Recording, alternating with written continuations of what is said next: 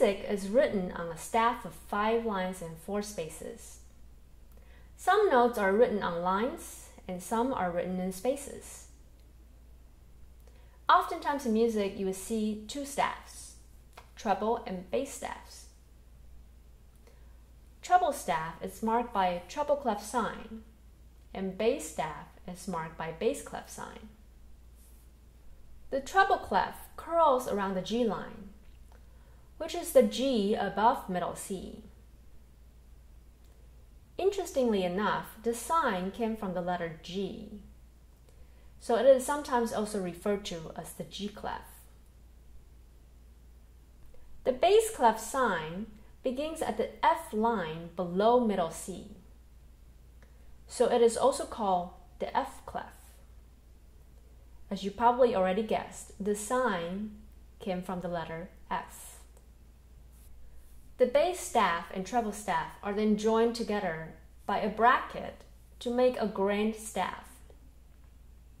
A ledger line is used between the 2 staffs for middle C. Ledger lines can also be used above or below the grand staff to extend its range. The notes with arrows are good landmarks for reference points.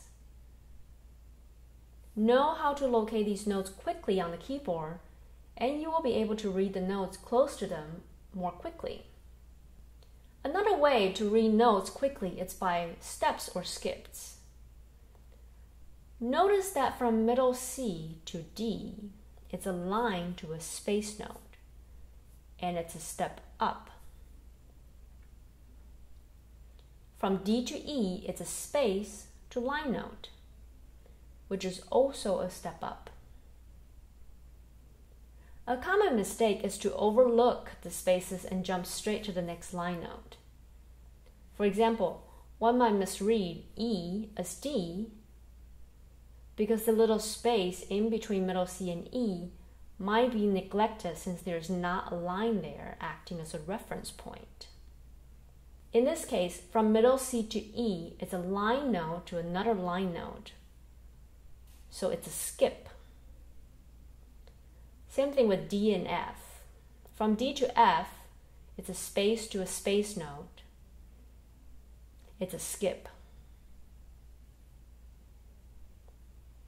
To recap what we just talked about, line to the very next space or space to the very next line note, it's a step. Line to the very next line or space to the very next space, it's a skip.